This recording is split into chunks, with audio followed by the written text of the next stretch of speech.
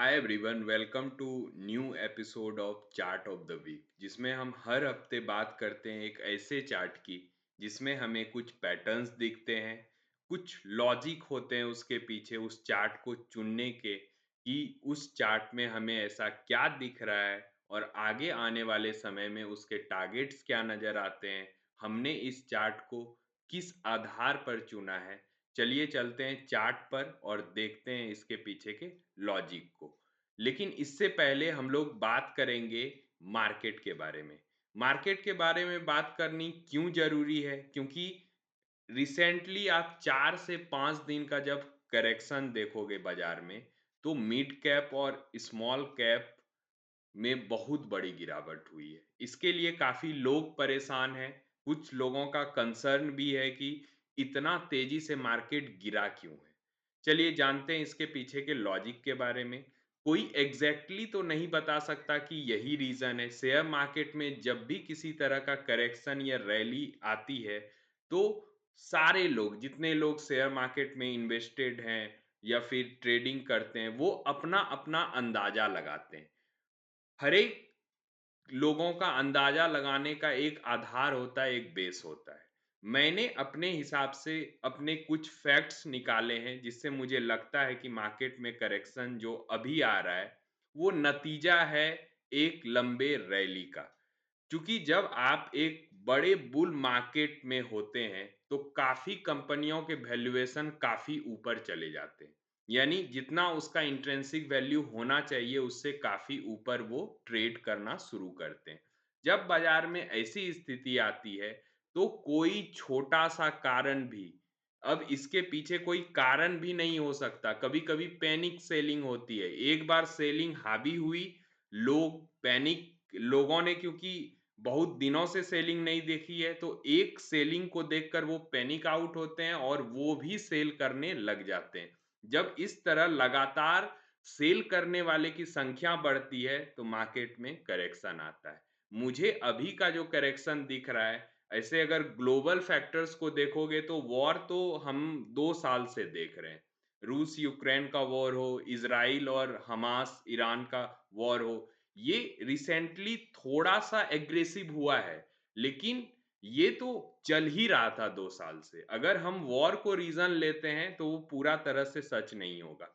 और दूसरे रीज़न्स लोग बता रहे हैं कि इंटरेस्ट रेट का कट जो यूएसए में हो रहा है, डॉलर इंडेक्स उससे ऊपर जा रहा है, इसके कारण मार्केट में इम्पैक्ट हुआ है।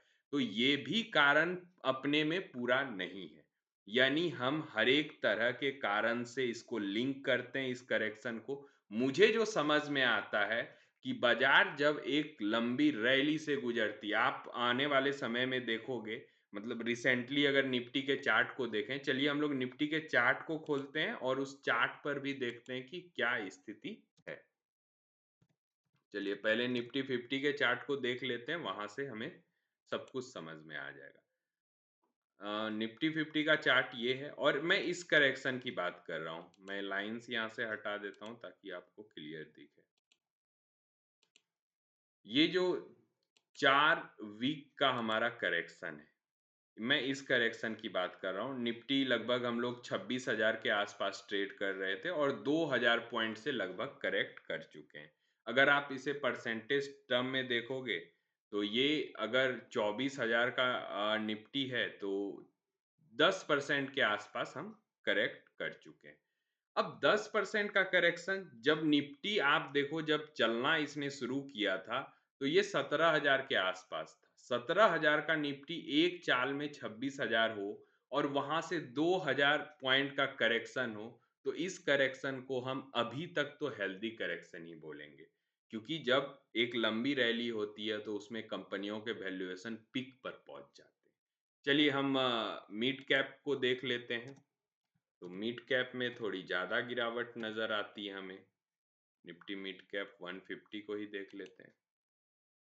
यहाँ पर आपको थोड़ी ज़्यादा करेक्शन नज़र आएगी। ये 22,000 के आसपास का था। यहाँ वही 10% से थोड़ा ज़्यादा यहाँ भी करेक्शन है। और स्मॉल कैप को देखते हैं हम।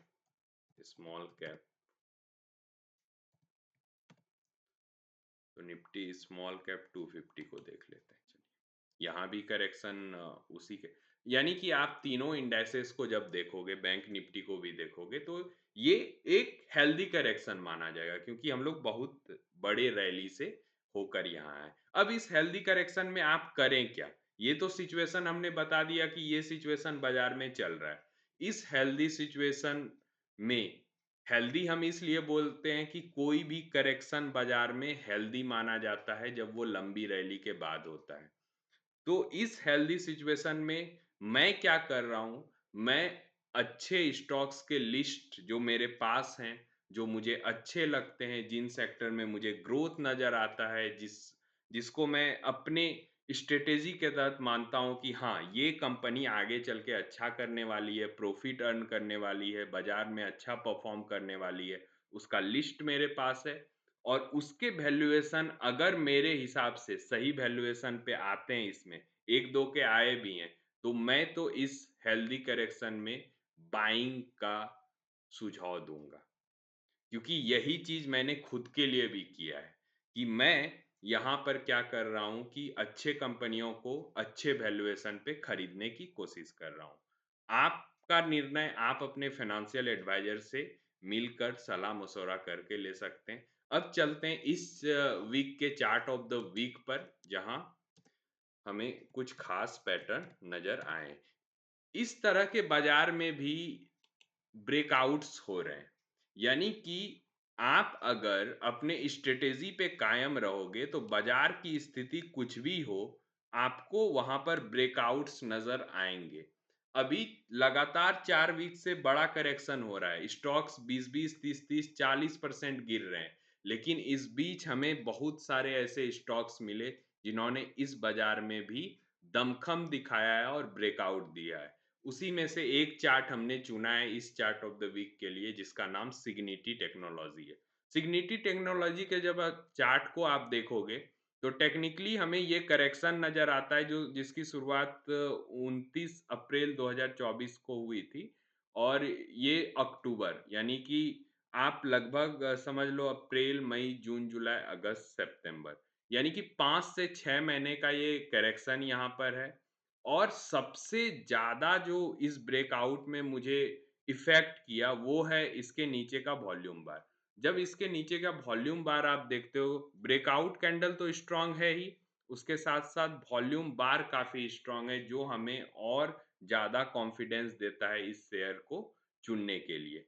जब हम सिग्निटी टेक्नोलॉजी के फंडामेंटल को देखते हैं तो वहाँ भी हमें अच्छा और सस्ते दाम पे ये कंपनी दिखाई देती है। यानी अगर टेक्निकल और फंडामेंटल दोनों को ऐड कर दें, तो दोनों पे और हमारी स्ट्रैटेजी पे सिग्निटी टेक्नोलॉजी खरी उतरती है और यहाँ से कम 20% की रैली आगे नज़र आती है। और अगर बाइंग की बात करें, तो मेरा अगर पर्सनल राय पूछा जाए तो मैं इस पे बाइंग एक छोटे से करेक्शन पे करूँगा। अभी तो ये स्ट्रॉन्ग कैंडल से ब्रेकआउट दिया है इसने और अगर संभव होगा तो 1397 का जो लेवल है यानी 1400 के आस-पास जब ये मुझे मिलेगा तो मैं इसमें खरीदारी करूँगा और आगे के टारगेट्स के लिए इसको प्ले करूँगा। ये था आज का चार्ट ऑफ द वीक। मिलते हैं इसी तरह के चार्ट ऑफ द वीक के साथ अगले हफ्ते। तब तक के लिए बाय।